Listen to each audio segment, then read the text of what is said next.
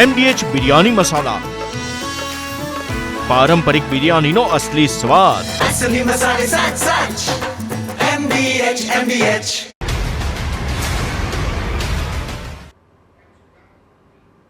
Welcome back. ગુજરાતમાં હજુ ચોમાસું સત્તાવાર બેઠું પણ નથી અને વડોદરાવાસીઓ ભયના ઓથાર હેઠળ છે. કારણ એ કે વગર વરસાદે જ સંસ્કારી નગરી વડોદરા ભુવા નગરીમાં ફેરવાઈ ચૂકી છે. વડોદરામાં ખાડા વગરનો રસ્તો જડવો પણ મુશ્કેલ બન્યો છે અને એમાં પણ અકોટાથી મુજમહુડા સુધીના વિસ્તારમાં તો ભુવાઓએ સામ્રાજ્ય જમાવી દીધું છે.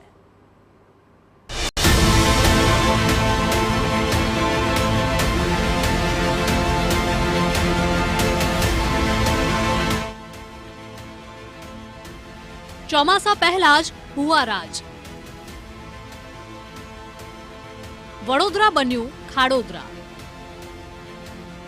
અરે બહુ ડર લાગે છે. એવું લાગે છે કે અમે ગાડી ક્યાં ડિવાઈડરને જોઈન્ટ કરીને ચલાવવી પડે છે અમારે ગાડી. 2 કિલોમીટરમાં 5 ભુવા, એક વર્ષમાં 21 ભુવા. એ લોકો ભૂવા પડવાની રાહ જોતા હોય છે કે ક્યારે ભૂવો પડે ને હમણાં મલાઈ ખાવા મળે.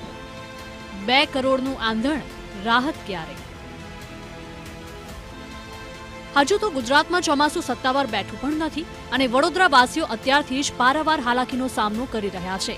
તેનું કારણ એ કે વગર વરસાદે જ વડોદરા ખાડોદરા બન્યું હોય તેવો ઘાટ સર્જાયો છે. આખા શહેરની વાત હાલ પડતી મૂકીએ તો અકોટાથી મુજમહુડા સુધીના 2 કિલોમીટરના વિસ્તારમાં જ હાલ 5 ભુવા પડ્યા છે. સંસ્કારી નગરી વડોદરાનું નામ હવે કદાચ ભુવા નગરી વડોદરા પાડવું પડશે, કારણ કે વડોદરા શહેર મહાનગરપાલિકા દ્વારા કામગીરી તો કરવામાં આવી રહી છે, પરંતુ એ કામગીરીમાં ક્યાંક ભ્રષ્ટાચારની ગંધ પણ આવી રહી છે. આપને દ્રશ્યો TV9ના માધ્યમથી બતાવવાના પ્રયત્નો કરીશું કે જે 2 કિલોમીટરનો એરિયા છે, જે 2 કિલોમીટરનો રોડ છે અકોટાથી મુજમહુડા તરફનો, આ અકોટાથી મુજમહુડા તરફના રોડ પર એક વર્ષમાં 21થી વધુ ભુવા પડ્યા. તો ચાલુ સિઝનમાં 5થી વધારે ભુવા પડ્યા છે. રસ્તાઓ પર ભુવા છે કે ભુવા પર રસ્તો છે તે જોવું ચોક્કસથી મુશ્કેલી ભર્યું છે. તેમ છતાં આપણે એક માધ્યમ થકી બતાવવાનો પ્રયત્ન કરીએ કે વડોદરા શહેર મહાનગરપાલિકાનો અંધેર વહીવટ કયા પ્રકારથી ચાલી રહ્યો છે. જી હા, અંધેર વહીવટ જેવી જ હાલ તો સ્થિતિ છે, કારણ કે આ 2 કિલોમીટરના વિસ્તારમાં સતત ભુવા પડતા રહે છે. લાખો રૂપિયાનો ખર્ચ કરીને એક ભુવાનું સમારકામ થાય છે અને ત્યાં જ બીજો ભુવો પડી જાય છે. આ રસ્તા પર હાલ તો ખાડાઓનું એવું સામ્રાજ્ય છે કે જાણે રસ્તા પરથી પસાર થવું જ લોકો માટે માથાનો દુખાવો બની ગયું છે. સવારે જવા આવવા માટે છે ને તકલીફ પડે છે, બરાબર છે, અને કોઈ ધ્યાન આલતું નથી. આ તો રોજનું અને એવી રીતે માંજલપુરના સન સિટી સર્કલ પાસે બી પાછળના સાઈડ પર પાણી ભરાયેલું છે ને ત્યાં જવા માટે પણ લોકોને તકલીફ પડી રહી છે. એ તો હા, જે આ તો ગણતરી કરવામાં નહીં આવી, પણ અસંખ્ય ભુવાઓ છે, એના તરફ સરકારનું ધ્યાન હોવું જોઈએ. અમને જે તકલીફ છે ને અમે કોઈને બતાવી નથી શકતા, કેમ કે અભી 2-3 દિવસ પહેલાં જ મારી ગાડી ફસાઈ ગઈ હતી. પેસેન્જર હતા, એ તો સારું કહે કે કોઈને કંઈ ચોટ નથી પહોંચી, એટલે અમે કમ્પ્લેન બી કોને કરી. અમારા જે વિસ્તારના કોર્પોરેટર છે એ તો જોવા પણ નથી આવતા. એ ખાલી વોટ લેવાના હોય ત્યારે આવે છે. હવે ભૂવો પડે છે એટલે ખાલી મટોડું નાખીને ચાલે જાય છે કોર્પોરેશનવાળા, ને પાછું એક ઝપટું પડે એટલે પાછો ભૂવો પડી જાય છે. એનું કોઈ મતલબ કે અરે બહુ ડર લાગે છે. એવું લાગે છે કે અમે ગાડી ક્યાં ડિવાઈડરને જોઈન્ટ કરીને ચલાવવી પડે છે અમારે ગાડી, કેમ કે આખા રોડ પર જ ભૂવા છે. લોકોની હાલાકી શબ્દોમાં વર્તાઈ રહી છે. મુદ્દો એ કે હજુ તો વરસાદ શરૂ પણ નથી થયો અને આ સ્થિતિ છે તો ચોમાસું જામ્યા બાદ શું થશે? સૌથી ચોંકાવનારી વાત તો એ છે કે માત્ર આ 2 કિલોમીટરના વિસ્તારમાં જ ભુવાઓના સમારકામ પાછળ પાલિકા એક વર્ષમાં 2 કરોડનો ધુમાડો કરી ચૂકી છે અને પરિણામ શું છે તે આ દ્રશ્યો પરથી સ્પષ્ટપણે જોવા મળી રહ્યું છે.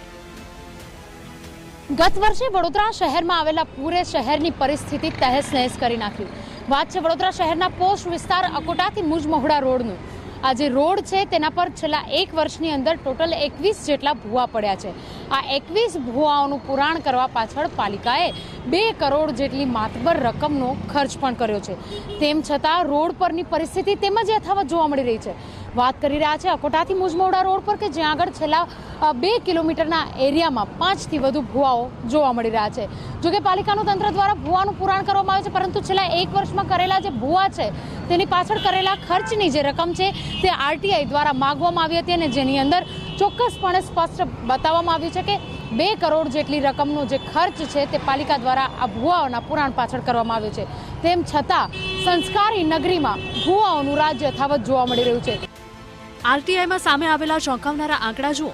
ક્યાંક એક ભુવાના સમારકામ માટે 24 લાખથી વધુનો ખર્ચ થયો છે તો ક્યાંક 27 લાખથી વધુનો. એક વર્ષમાં 21 ભુવાના સમારકામ પાછળ ટોટલ આંકડો જોઈએ તો 2 કરોડ રૂપિયા ખર્ચાઈ ગયા. ત્યારે મનપાની કામગીરીમાં મોટા પાયે ભ્રષ્ટાચારના આક્ષેપો ઉઠી રહ્યા છે. દરેક ભુવાઓ પાછળ કરોડો રૂપિયાના ખર્ચ કરવામાં આવ્યા છે. મારું કહેવાનું એ જ છે કે જ્યારે તમે આટલો ખર્ચ કરો છો તો એની અંદર ભુવાની પાછળ તમે શું ખર્ચ કરો છો? આટલો બધો ખર્ચ કે તમે સોના ચાંદીની અંદર ઈંટો મૂકો છો તો આટલો ખર્ચ થાય છે. અને જો તમે પ્રોપર કામગીરી કરીને એના પાછળ જો આટલો ખર્ચ થયો તો જનતા એ ભોગવવા પણ રાજી છે. પણ જનતાને એ વસ્તુથી રાહત થવી જોઈએ. ત્યારબાદ પણ અત્યારે એ ભુવા તો પડતા જ રહે છે.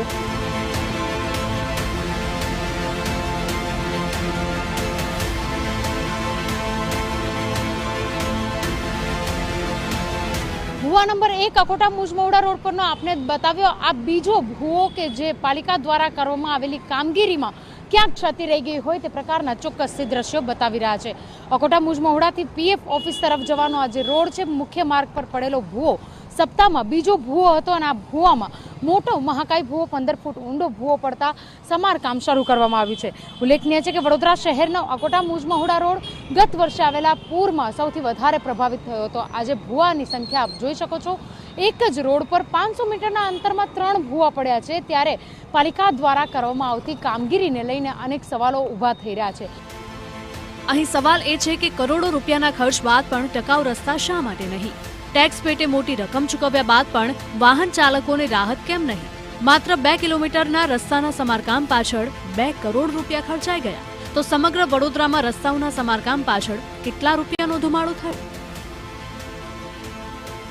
અકોટાથી મુજમહોડા રોડ પરના જે ભુવાઓ પડ્યા છે, આ ભુવા નંબર 3 કે જ્યાં આગળ ડ્રેનેજની કામગીરી શરૂ કરવામાં આવી છે, પરંતુ જે પ્રકારે પાલિકા દ્વારા કામગીરી કરવામાં આવતી હોય છે જેને લઈને અનેક સવાલો ઊભા થતા હોય છે.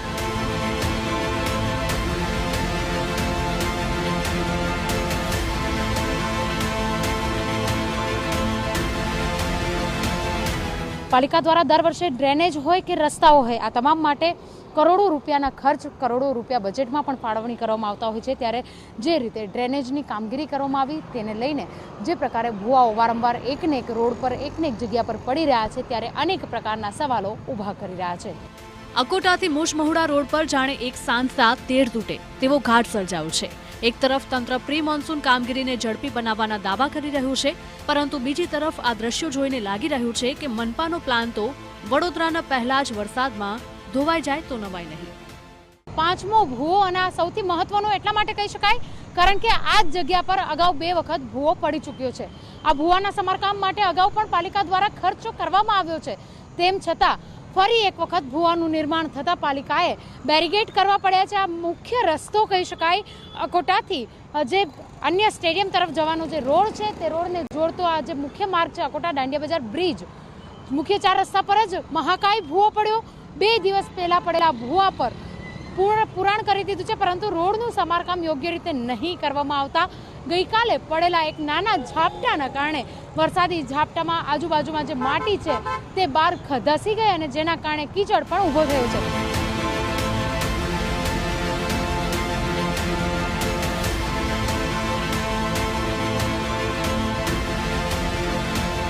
અંજલિ ઓઝા સાથે special report TV9 Vadodara. MDH kitchen king masala રસોડામાં હોય તો આપણે કંઈ પણ બનાવી શકીએ છીએ. રીંગણાનો ઓળો, બટેટા ફુલાવર, ભીંડી મસાલા અને બીજું ઘણું બધું. MDH